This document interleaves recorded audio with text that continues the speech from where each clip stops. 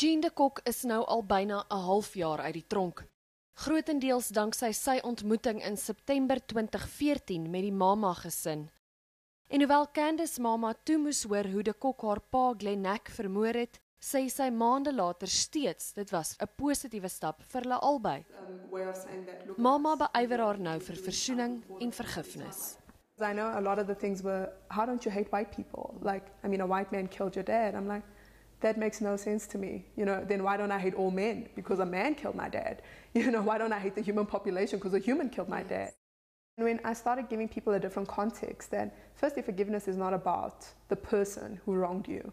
It's about you. Because every time that you think about that person and it makes you cringe and it makes you angry and it makes you want to cry, that person has power over you. I mean, they're going on living their own lives, but just their mental image in your mind holds you captive. Sy werk deesdae saam met talle groepe en lewer toesprake. This has changed my life completely. It has redirected my...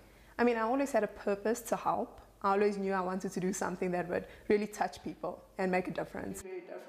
So wil sy hoop gee aan onder meer slagoffers van misdaad, xenofobie en seksuele geweld, dat hulle ook soos sy kan opstaan na trauma. Daniela van Heerden, Unies, Johannesburg.